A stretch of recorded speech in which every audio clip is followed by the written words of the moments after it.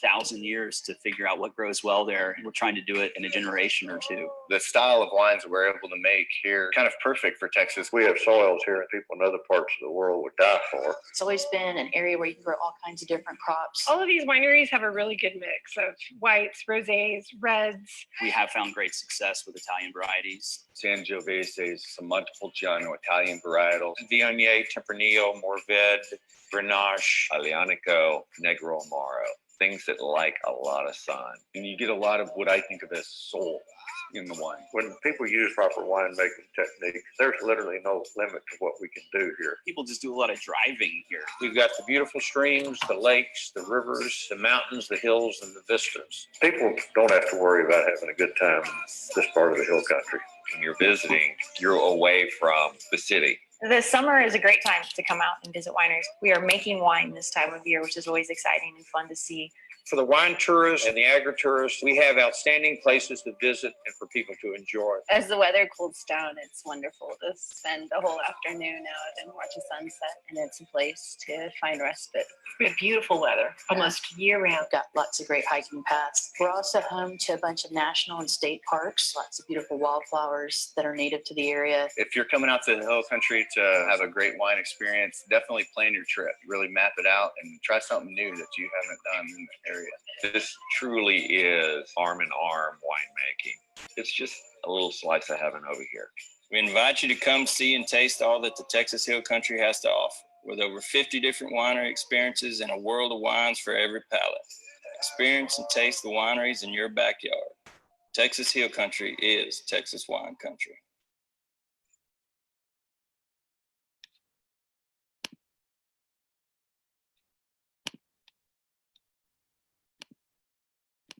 All right, good evening.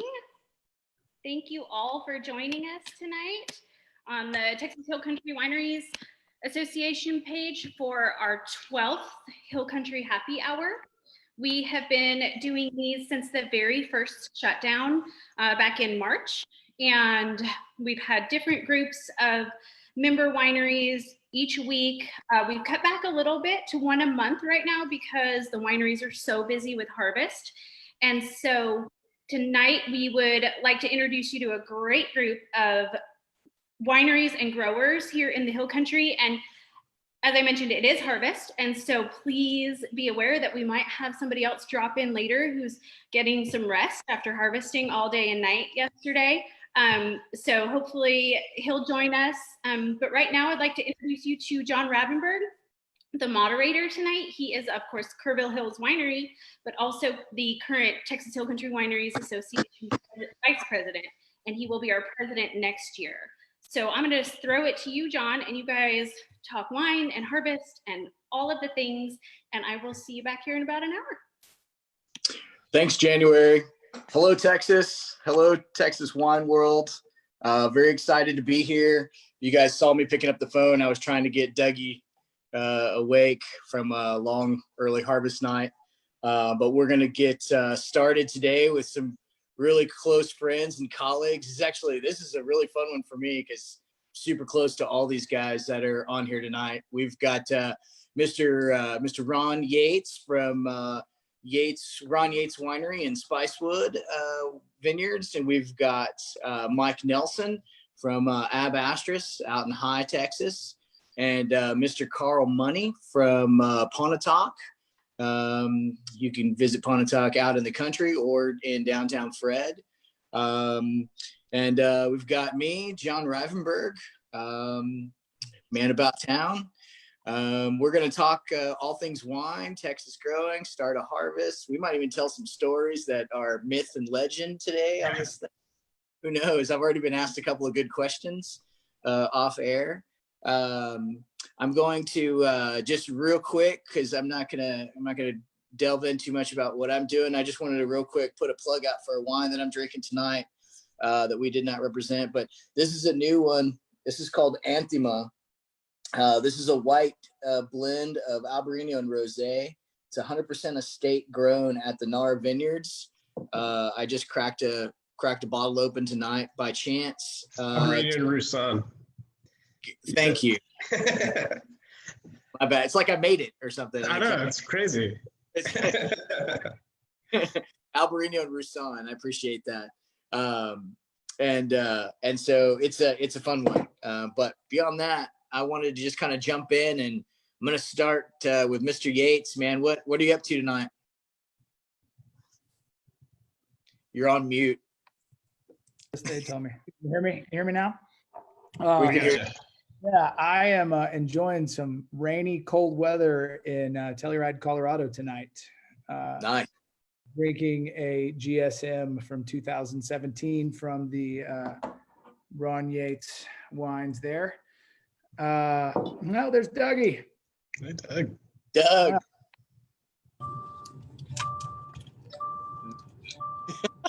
Driving, man? Yeah. I'm like 1 second from the tasting room. Sorry. Almost there.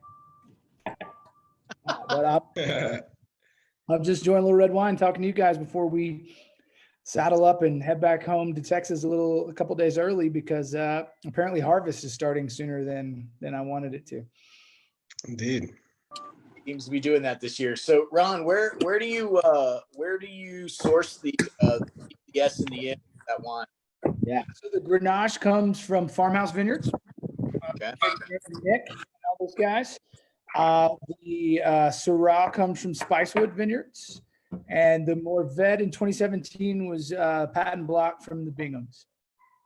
Nice. So Cool, man. Softer, it's about 30% new French, only about 11 months. So nice and easy to drink. Got a bottle sitting in my cellar waiting for me to open. I'm getting there. Yeah. Tell us a little bit about that wine, Ron. So we made GSM in 16 for the first time, just on a lark. We had some extra Grenache and Syrah and Morvet and thought we'd give it a try. And Todd, actually, the winemaker, wasn't too happy with it when he put it together. And then we revisited it a few months later, and we really dug it. And so we decided to do it again. And we didn't have access to the High Plains fruit to the Davis Mountains fruit the next year. So we decided we'd make it with whatever we can. And so we've been piecing together vineyards from all over the state the last couple of years to make the GSM. But thankfully, hopefully, we're going to be planting Grenache, Syrah, and Morvet out at Dan Sharp's place next year in Fort Davis. And so that's where we'll be focusing that program as we get more. But this is just, Grenache from the High Plains, some Morvet from the High Plains, and some Hill Country Syrah. That is not. Hey, Carl, are you on here? You hear me? I think we may have lost Carl through the. He's on mute. He's on mute too. Is he? Okay. We'll catch up with Carl, man, here in a little while. Hey, Mike, tell me a little bit about that jewel tonight. The what now? Tell me a little bit about that jewel you're drinking tonight. The jewel I'm drinking, man. So I'm drinking our estate Claret Blanche. So this we harvested last year, was our first estate crop from 3-year vines, third leaf vines. And it's kind of the perfect thing to drink on a night like tonight. It's, when it's hot, when it's triple digits outside, you want something that's nice and light and refreshing. And this is that. Lots of like kind of honeysuckle, honeydew melon, nice refreshing notes, kind of some minerality at the end. It's a good summer sipper. Nice. I could have used it Monday night, dude. It was 118 degrees when I climbed in my. That sounds I terrible. saw that picture. Oh, it was gross. It was brutal, man. I drove from Brownfield to Lubbock to the Overton Stang, and it took that long for the AC in my pickup to like finally cool my truck, like 45 minutes. It was brutal. It was stupid, man. It was. Well, Mike, the Claire's Blanc, that's a Beaucastel, right? Isn't that a Chateau Beaucastel varietal? Brought in by Top. It is. It's one of the Topless Creek varietals that they brought over from the Chateau de Beaucastel. They've done a lot, for the Texas wine industry in general, as far as like the clones that we use and plant. And it's a pretty tough process. It goes through like FDA quarantine, and the USDA has got their say, and it's like a 14 year process. But they've done that for Pickpool, some clones of Sonat, some clones of Mourvèdre, this Claret. Lots of cool varietals that probably will pop up here, like Picardin and stuff like that. Bourg Blanc, I think, has all those have a lot of promise for Texas. Nice. Yeah. Hey, Dougie, I hope you got my messages. I also called you. From another cell phone. So got a rando number. That was me. Message. What were you guys? I figured it was somebody telling me I was late. What were you guys harvesting last night? What were we harvesting? Tempranillo this morning. Nice. Makes sense. How's it? Are you happy with it? I am. It's a west-facing site and a vineyard that's maybe 10 miles east of here. So one of the first vineyards we pull red grapes in every year. So it's kind of expected it would be early. It has some issues, a little bit of issues with black rot from super early bud break.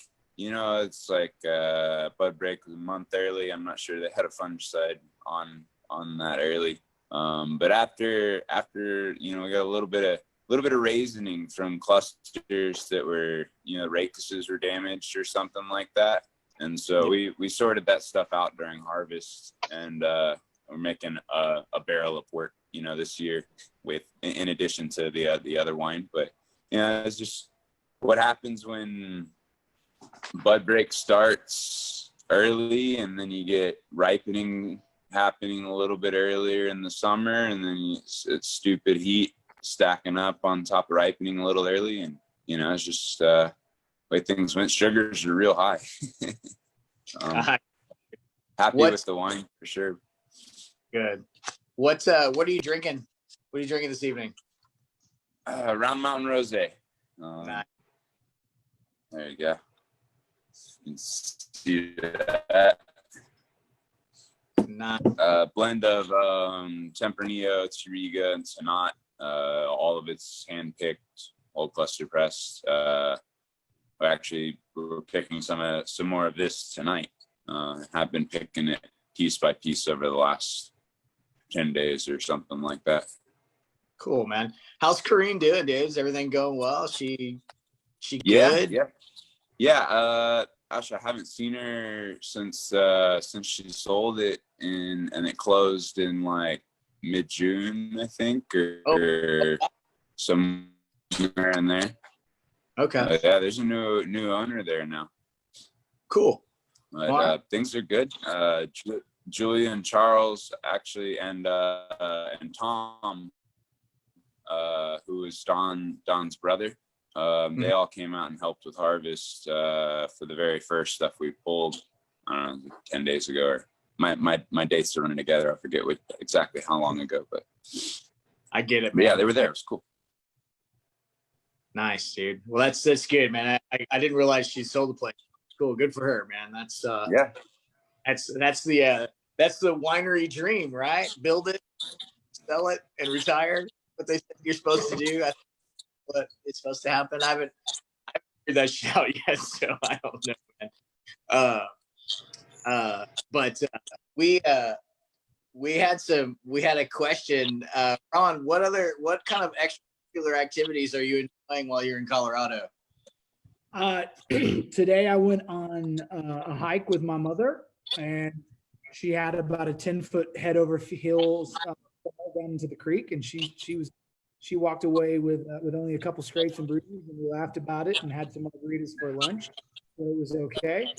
But we've been doing a lot of hiking, and I sat outside with my sweatshirt on and got rained on for about 20 minutes and just had a smile on my face. Well, I'm glad your mom's all right. Those of you out there in the wine world that don't know Glenna Yates, yeah, she's a force to be reckoned with. There's not many people that come tough with that woman, dude. So. 10-foot fall, a couple scratches, didn't bother her one bit. She landed on her face. It was all good. Oh my God. I'm good. Shake it off. Shake it off. Well, she raised you and your sister, so she's got to be pretty tough. No doubt about it. Right. That's right. Hey, Mike, tell us a little bit about. I mean, obviously, I know, but tell us in the world out here a little bit about how the Claire Block grows in the vineyard, in the Pedernales River Valley. Yeah, man, it's growing great. It's definitely helped by the fact that it's on 1103P rootstock, nice and vigorous. But it's been setting fruit since like year 2. In fact, I've left the fruit on every year to kind of help with the vigor. But we're hanging a really nice crop right now, dealing with a little bit of ripening issues, kind of like what Doug was talking about, just heat, wet spring, extreme heat as soon as you start ripening and those sorts of issues. But I think that's going to be pretty much everything for the hill country right now. But it grows great, man. It retains acid really well. Last year we harvested it at like 3.5. Didn't have to acid up, and it was pretty easy to work with in the winery because there wasn't a ton required for it. It was really nice to make. Yeah, we destemmed it before we pressed it, which I think actually this year, John and I, I know we've talked about this, but we're aiming to do it in neutral white barrels to kind of do some batonnage, stir up the yeast, hopefully get some more mouthfeel, which I think will help, given just kind of how light it is. Yeah, man.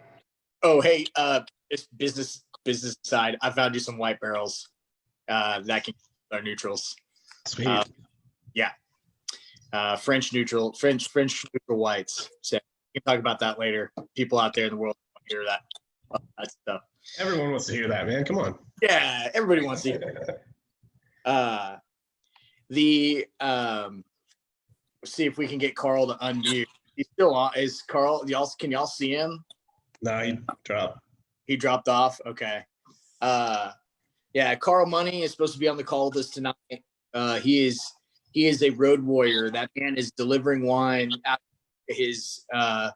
of the back of his station wagon over the state of Texas. I think right now he's like in Dallas, delivering to people's homes, businesses, stores, wherever he can get wine delivered to. I'm actually pretty impressed. I don't have that kind of gumption to drive around the state delivering wine to people's houses. And he's still at it at 6:21 p.m. That's pretty. Yeah. No, I mean he apparently delivers like till every night. He's delivering wine, so he's like the summer Santa Claus of wine. He's like the summer Santa Claus. So I don't really have a full intro for Mr. Carl. Can give.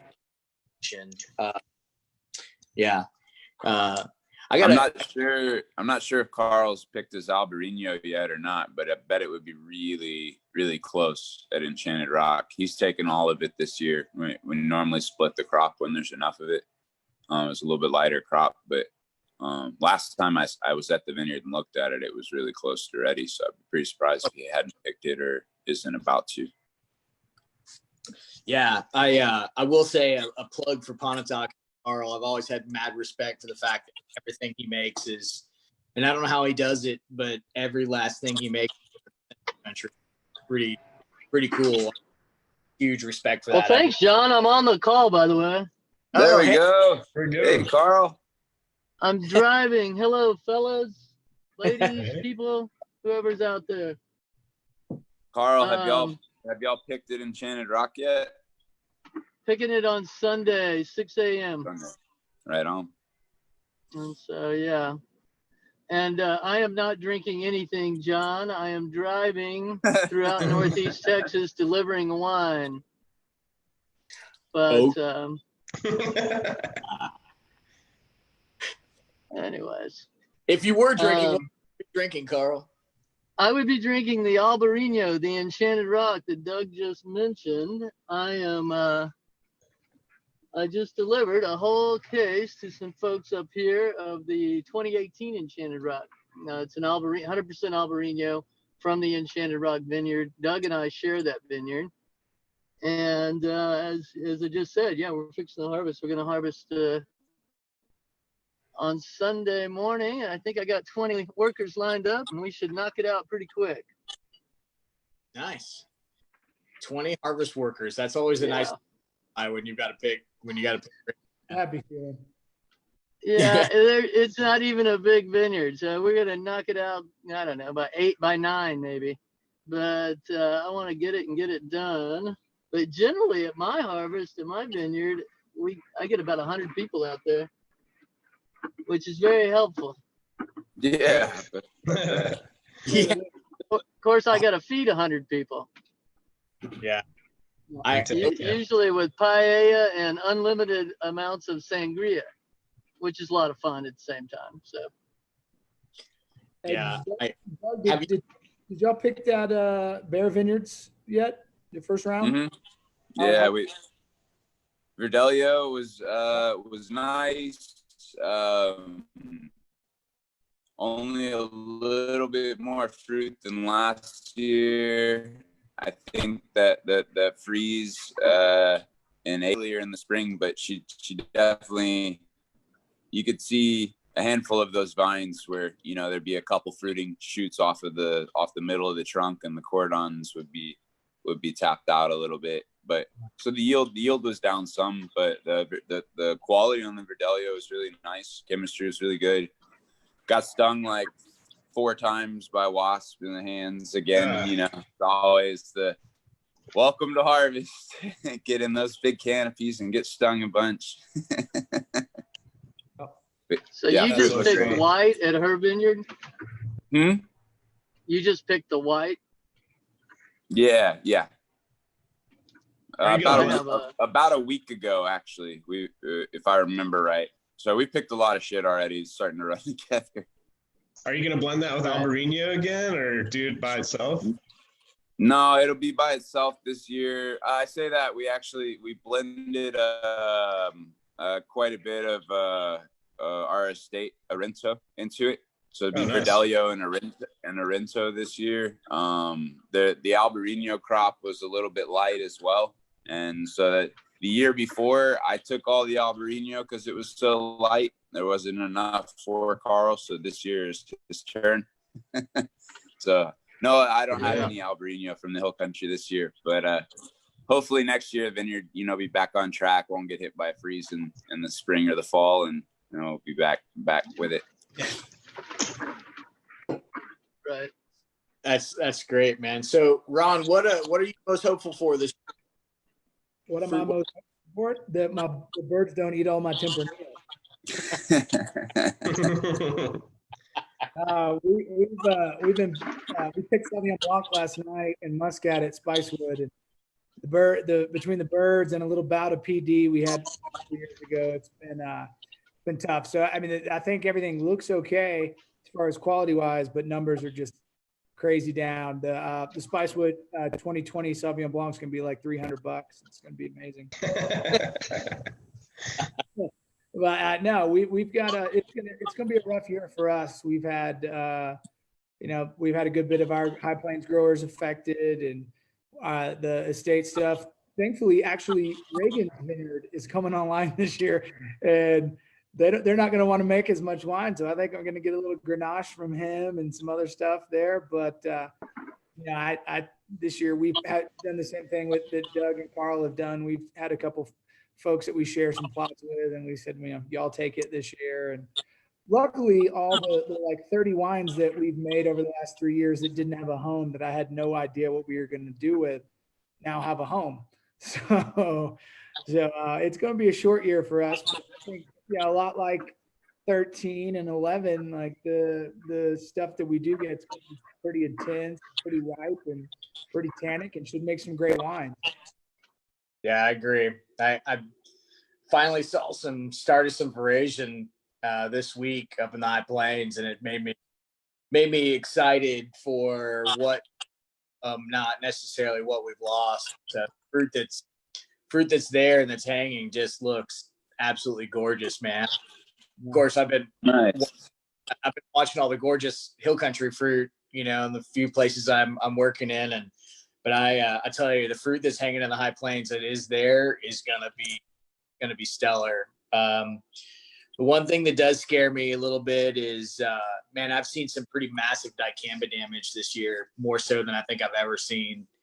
Like, you might as well make it a fucking 2020 for sure, because it's like, on top of everything else, a couple of places have just been smoked by dicamba.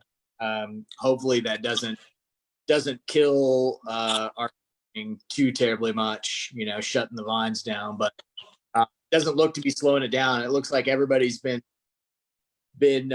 thoughtful about water, thoughtful about kind of staying ahead of the curve, kind of expecting both a high pressure dome and also some damage to dicamba. So it's been interesting to see a little bit more love and care in vineyards. So it's pretty exciting looking. Speaking of exciting, Mike, I'm super stoked about the Petite Syrah. I know, like, been on the phone, I've been kind of downplaying, like, kind of like thing, but I'm super stoked for that coming out of y'all's place this year at Astris. Me too, man. It's looking really good, and it's harvest for that's going to be fast approaching. You know, we're probably, so when we ran numbers on Wednesday, we're thinking we're like 2 weeks out. So yeah, that was the first through veraison, and it'll be, I think, the first to come off the vine, but it's looking real nice. And just as a varietal that we planted, like, it's been so easy. I mean, just like trunks right out of the gate, like everything kind of broke with the cordon wire, you know, just like half of the vines that we were training were already trained. We're just throwing tape around it. Really nice from a farming perspective. Yeah. Cool. It's been growing like weed, man. Y'all's place, not that I'm biased or anything, but y'all's place has been like magical, dude, for growing. It's been pretty amazing to me to see. I think it's that area in general, man. That whole area just grows really nice fruit. Just like Spur fruit's gorgeous there. Yeah, for sure. Like it's like kind of cool. Hey, we've got an online question. Everybody would like this. I'll plug, and I bet we could get January to put this information out. Does anybody have any upcoming harvest opportunities available for folks that would like to come and help harvest? You can come and help harvest Yes. Sunday at 6 a.m. Pontotoc, Texas. No, we're at Enchanted Rock. We're happy to have you. Enchanted Rock. It's north of Enchanted Rock Fredericksburg. North of Fredericksburg, about 10 miles on was that Carl's? 96. Yeah, there you go. 956. Carl, do you guys have like the info on your website or anything like that? Oh Lord, no. I could send an email maybe, and I could tell January, and maybe she can relay it. We could probably. Yeah. If you drive to Enchanted Rock from Fredericksburg, after you pass the Enchanted Inn, it's on the right. You can't miss it if you're looking for it. There you go. Everybody out there in social media land. Morning at 6 a.m. Drive just past Enchanted Rock and past Enchanted Cafe. Take a right. We'll be at Round Mountain at 1 and Klein by 5, I'm hoping. There you go. Yeah, happy to have we're happy to have anybody. On Sunday, shoot me a message on Instagram. I'll let you know the details. There you go. Yeah. We'll be harvesting some red for rosé a week from Saturday, and we'll post about it on Instagram, and we'll send emails out if anybody wants to help. Love to have you. What are y'all picking? Well, I tell you, we're picking some Montepulciano and some Tannat. Cool. Yeah. Very cool. I learned something about Zoom is that if you start talking on Zoom, you lose your map. It's hard to drive in the country without my map. Getting lost out here, driving around in damn circles. Don't zoom and drive. Zoom and drive. Day for the most of the things we've all done. Yeah, that's going to be a big day, Mike. We've also got Simeon coming in from Rustic Spur, and we've got another rosé project out of the Hill Country coming in that day. And another little vineyard here in Kerrville. I've got some friends growing Stickerburgh. It's cool, man. It's a little more red. It's tiny. It's like quarter acre. But Did you say Stickerburgh? yeah, it's called Stickerburgh. This grape juice has a little more red vineyard called Stickerburgh, and I love it. Good name. cool, man. It's all head trained more red. It's gonna be fun to make that. Hey, we had a question about the typical type of that is sprayed up in the high plains.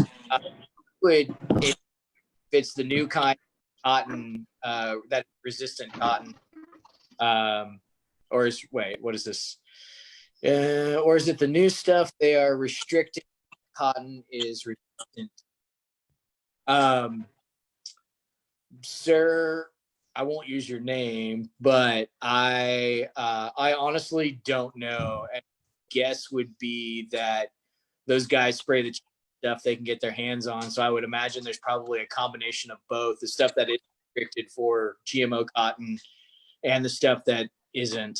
I think at this point it's so hard to tell. The vineyard I was in this morning has got organic melon growing on all sides, but the amount of damage they had, I just can't imagine it traveled more than a couple miles, because it was 100+ acres that the whole south end of it had some of damage.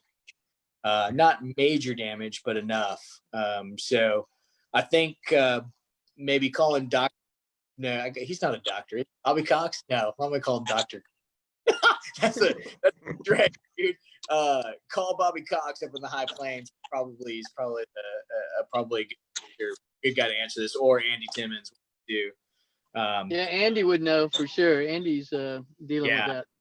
Yeah, I just didn't want to throw Andy totally under the bus on it as far as the person to talk to. To brighter things, man. Other than dicamba, I got asked a question. Mike is probably the newest to the industry on this panel, and he asked me a question about a story he once heard. I drank till 6 a.m. and then drove to for a legislative negotiation meeting, and I either confirm nor deny the story. If Mr. Ron Yates wanted to confirm and or story that Nelson has heard. I can both confirm and deny that story. I think if I'm correct, I had about a 2-month-old daughter, 3-month-old daughter, and so we stayed up drinking bourbon with her till like 4 a.m. Yeah. And then got up at 6 to drive to Dallas for a 9 a.m. meeting, and somehow made it on time. But everybody, all they wanted to do was yell at both of us, so it wasn't where we wanted to go anyways. But we were younger then. Yeah, about 10 years. I think that was the first time I realized that if you just never answered anybody and acted like you didn't give a shit, that you won the negotiation. Pretty cool. It was yeah. It's a good lesson. It is a good lesson. It's a good lesson. We've all been in the middle of those for years. Yeah, I was talking to Kyle the other day, and he was talking about when I got to be interrogated. I like to use that word. Questioned is the right word, but interrogated by the senator, and he yelled at me, and he was like, "You got to go back and look at that and see how well you handled yourself." And I didn't really remember it, but I went back and watched it. I was like, man, that guy hated me. He was so mad about all of us in the wine industry, and he just took it out on. Yeah, he did. He didn't like the fact that you had cool hair. That was the biggest issue. Well, his name was Senator Corona. I think that was just a precursor. Yeah. He was Senator Corona. You're right, dude. He was. The writing was on the wall with that one. Yeah. That was pretty funny. I actually had that day after the legislative committee or legislative hearing, I had another senator call my cell phone. I have no idea how he got my cell phone, but I answered it at like 5 or 8 in the morning. You know, unless it's this time of year, I'm never up that early. And I answered the phone, and I had to get all professional because it was a senator calling to apologize about how the way I was treated yesterday. So I kept that. I still have that voicemail. It was kind of nice. Nice. That's the one you got to play. Doug Hey, was what are you most excited for, man? What's got you jazzed up? I'm really excited. We've been making. I'm excited for the stuff we're going to take off the Dutton. I mean, off the wow, I keep saying 3 different vineyards. Off of the Dutton Ranch, the Tempranillo from Rusty Dutton. 2018 was our first one we made, and it's one of the best ones we've ever made. The 19 was great, and that's one of the few red wine vineyards up in the High Plains. Still, I haven't actually been to see it yet. From what Reagan and Todd said, still looks pretty great. So we're excited about that, and I'm really excited about this farmhouse, this Grenache that we kept making a little more and a little more into pet nat every year. And I think we're taking the whole 400, 500 cases this year, just making pet nat out of it. And as much as I like sparkly, bubbly things, this stuff has just become really fun and cool. And I'm really excited. We're making a whole bunch more of it this year. Nice, man. Nice. Hey, Doug. Doug, you all right? Yeah. Hey, Doug, what's got you excited for the year, man? What's got Mr. Lewis worked up?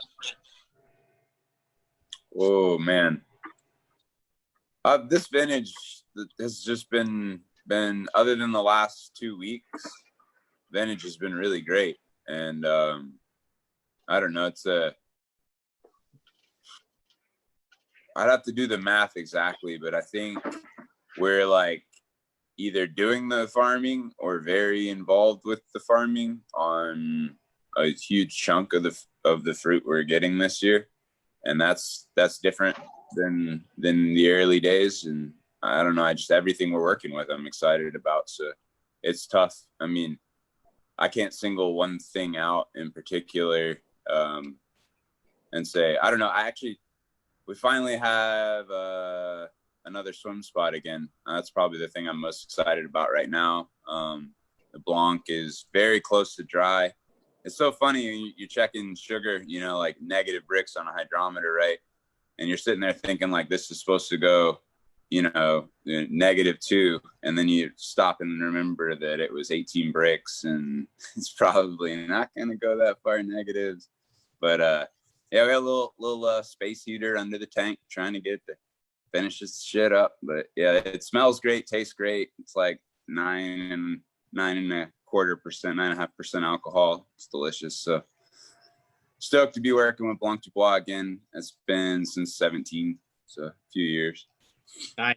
I've always loved your swim spot, man. It's probably the only Blanc du Bois I've ever had that I really enjoyed, to be honest with you. Like I've drank a lot of that swim spot over the years. It's fun stuff. It is. That is fun. It's inspired a couple of things I've done too, some lower alcohol stuff. Searched for insights on. So we've got the questions tonight. They're not asking us anything cool. Sorry, Denise. We literally have guys on this phone that can tell you where all the bodies are buried, and we're getting about whether or not the governor will rule differently for wineries instead of lumping them in with bars during the closure. God. Yeah, let's not get into politics, man. I mean, you know what? I think I'm going to, as the moderator, I'm just going to say we're not even going to answer this question. Ron, thank you for putting your hat down. I've had way too many industry conversations and phone calls on this topic. I've probably spent 40 hours of my life in the last week and a half talking about this. So I'm not going to broach it. I'll ask a question about what is anybody wants to jump in. What's the most fun day you've ever had working in the industry? Anybody? Start. Most fun day? What's your most fun day working in the Texas wine industry, Doug? That's tough, dude. I mean, that's like, picking which birthday party was your favorite when you were a little kid or something. I mean, they're all good memories. That's tough, man. I mean, I think sometimes some of my favorite things have been when I feel like the industry's doing something together that is like a step forward as far as like consumers are going to perceive us. You know, when we first started doing the wine revolution, before it got too big, you know, it was like, hey, dry rosé wasn't really something that Texas producers as a group had really championed. And now all of a sudden there's a bunch, you know, and some of those first wine revolutions were really fun events. I remember seeing damn near everybody there and having a good time. I'm trying to think other stuff that's, you know, there's just too many to count. I mean, some of the stuff Spring and Tim had thrown, you know, with a one party at Vintner's Vault. I think Clint broke somebody's neck. I mean, it's just, broke my big yeah. I mean, you know, it was a good time. Okay, I got one real fast. My favorite was the Black Hands party that I had at Bending Branch. Yeah. That was a good one, dude. It went till 4 a.m. It was the one where Clint and Tim dirty danced on the, on the crush pad. I still have the video, by the way. Mike, I'll show it to you on Saturday when I see you. All right. Oh man, that's Hey, funny shit. Ron, it's 6:45. I'm getting pressed. What's your favorite day? What's favorite memory in the Texas wine industry? You know, I've had a lot of really great days. I think it's hard to put my hand on one, but I think that to me, the great days from when we first got started from, 2007, I remember Doug came over one day and did a tasting with a girl he was dating and then left and got in a car wreck. Yeah. It wasn't his fault. It wasn't his fault. No, but to be 12 or 13 years in and to have started out like not really having any clue what we were doing and making all these great friends and really only being 41 years old and feeling like I've been in this industry for a long time. I think all the different, like the things like going over to Doug's place and, hey, let's try these 7 rosés. And 5 years ago, we couldn't get fruit to make rosés. I don't know. I think for me, the fun parts of the industry, I wouldn't say it's one time. I mean, there have been plenty of great times, but I think that for me, the perspective of like where we started and where we are now and where we all want to end up has been really cool. And watching vineyards be planted and 10 years later, you're making killer fruit. I will say, I think my favorite day was probably in 2015. We were in San Francisco at the Presidio out there looking at the bay, doing a Tempranillo like advocates and a tapas event. And we did 20 wines blind tasted, and ours was the second one. And the guy like Jorge Ordonez, importer, and like the Dean of Fermentation Science at Fresno, and like 5 other really great moderators were there. And all of them tasted the wine knowing it was either California, Texas, Arizona, Oregon, or Spain. It was one of those 5 places. And like the guy who imports the high-end Jorge Ordonez was like, no way this is Texas or Arizona. California, not even. If I had to guess, I would say super high-end Duero. And maybe that moment where they pulled that off and were like, Spicewood Vineyards. Nice. Watching them backpedal, dude, is always the best, dude. I mean, That's badass. Yeah. Ron, that's good, man. Real quick, because we've got just a few minutes, but of course we can do what we want. I got a question. What and anybody, Mike? You know what? I'm gonna throw this one to you because you are no offense, but you're the new kid on the block. You're making wine. You're for the person that this question is coming from, it'll actually be helpful for them. What is the most challenging aspect of winemaking? The most challenging? Yeah, coming from having a real job, to being a winemaker. I mean, like most jobs, like you have to be extremely detail oriented, very on top of your stuff, aware of how logistics work and like how, if you need to be one place, but some object needs to get from point A to point B, and how you get it there and do that on time and efficiently is huge. So you can't just kind of fly by the seat of your pants, and it's definitely not as romantic as they make it look in the movies. It's a lot of work, a lot of sanitization and scrubbing and cleaning, and but there's nothing like pouring something that you made and then watching the look on someone's face when they're like, dang, this is pretty effing good, or I've never had anything like this, and it makes it all worth it. But the most challenging thing, I mean, aside from like financially and the startup costs and, things like COVID-19 preventing you from selling your product anymore, I would say, geez, I don't know. It's pretty effing fun. Like, the learning curve, probably, right? It's yeah, for sure. And and like one thing, like, when I was really into wine before I was part of the industry, you're like in your circle, the person who knows the most about wine. And then you become part of the industry and you're making wine and growing it, and you're like the person in the industry who knows the least about each of those things. And so it's just a weird kind of transition to make. And like, you get your feet under you and you make good friends like you guys who support you and help you out. And it's kind of going back to like the best days, a lot of days when you see the support in the industry and how people are there for you, and like they'll give you advice, they'll give you equipment, they'll let you just pick their brain. I mean, it's a really, really great industry to be a part of. Hey, John, I wanted to revisit the great day question. What do you got? Just say, well, I remember we had our first wines come out in 2011, and I'll never forget because we had just moved back from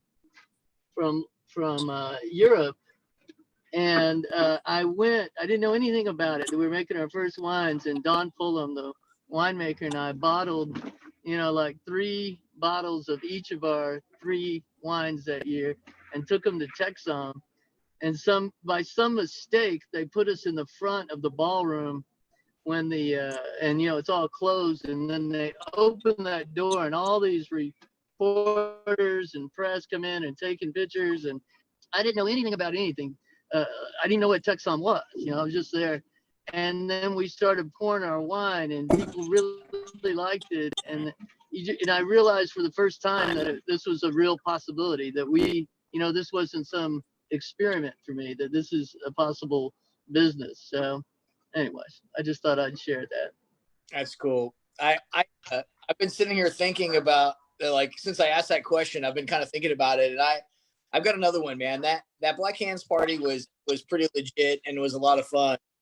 But I've got to say, years ago, and Doug, you're probably the only dude on this call that will remember this. I built my son just gave me my credit card from his video game purchases online. Thanks a lot. One of my favorite absolute times was miserable but favorite at the same time. I built that mobile harvesting trailer years ago, and we used to drag that damn thing all the way up to Newsom Vineyard. In 2010, this little Frenchman who decided he wanted to move out from Dallas and make some wines came down and started to stand there, and he was watching you and I, Doug, go through this mobile machine.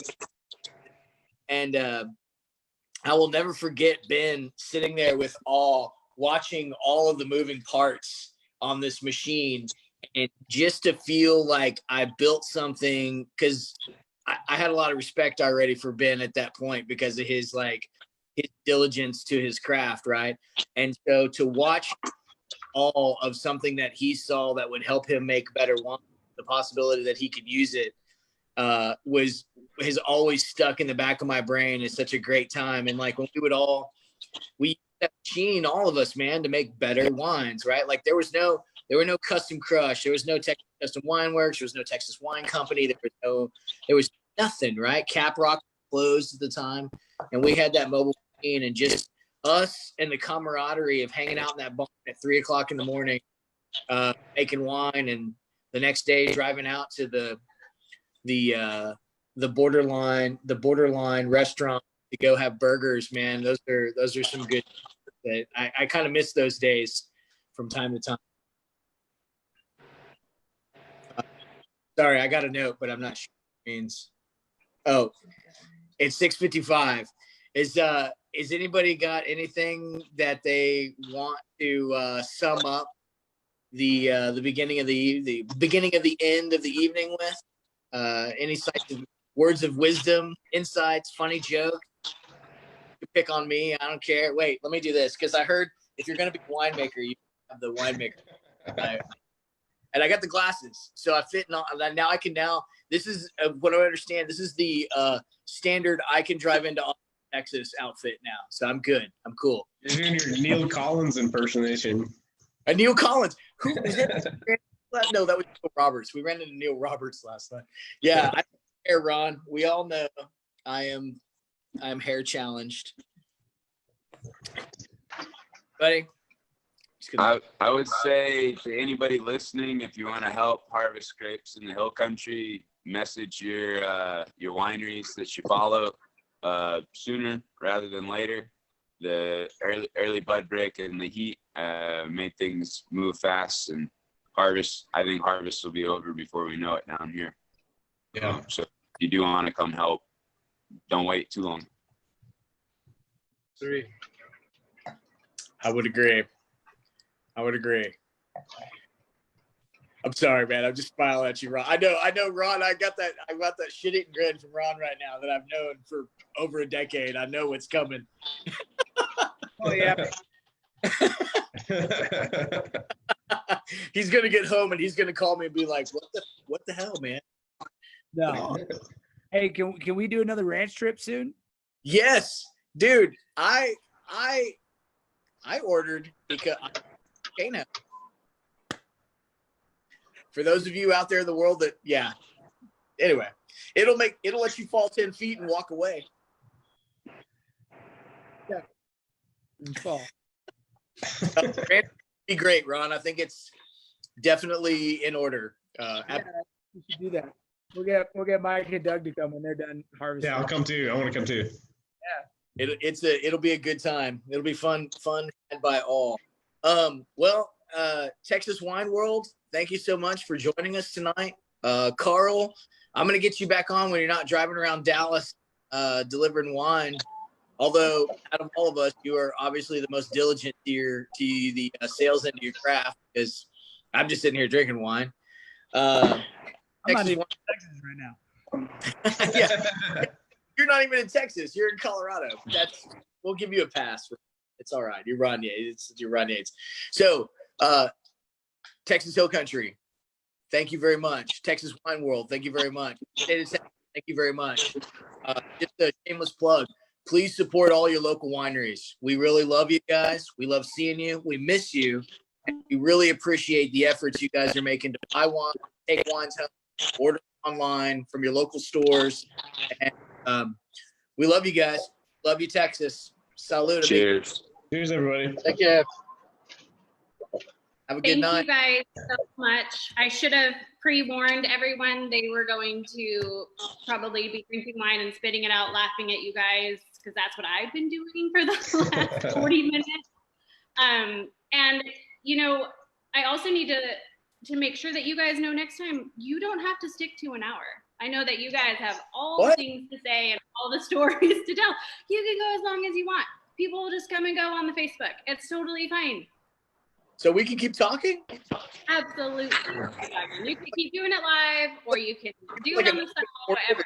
Going? I've had enough. You guys take it easy. Later. Yeah. I was about to say I gotta go back to Know how to sleep. leave. But, All right. Well, Facebook, I just want to remind you, we will be back here August 20th. They've been talking about harvest, so everybody is deep in it. We don't want to disrupt them, too much. So August 20th, we'll be here with another group of Hill Country Winery members, hopefully talking about rosé, because according to Wine Enthusiast, August is rosé month. I know that it was supposed to be June, but we're going to do it twice because, yeah, we're totally okay with that. March? Yeah. Weird. Well, Denise Clark says that you can drink rosé all year long, summer, winter, fall, spring. So I feel like we should just do that. 12 months. Totally. Fair enough. Every day is rosé day. Yes. But I just want to reiterate what John said about supporting wineries. So we dropped the link in the comments. We also have it on our Facebook and our website. You can click a link to get a resource on how to support your wineries right now. Curbside delivery, like Carl's out doing right now, shipping deals. A lot of them are going to cooler shipping right now. All kinds of stuff. So please check that out. If you're out in the Hill Country, stop by, grab a bottle to go, enjoy that at home, in your hotel, in your B&B, whatever you're doing. As TDA is saying, sip and stay safe, Texas. We will see you here next month. And in the meantime, please feel free to vote for Texas Hill Country at USA Today 10 Best for Best Wine Region. You can vote once a day, and we would just love your support. So thank you again, and we'll see y'all next month. Thanks, guys. Thanks for having me.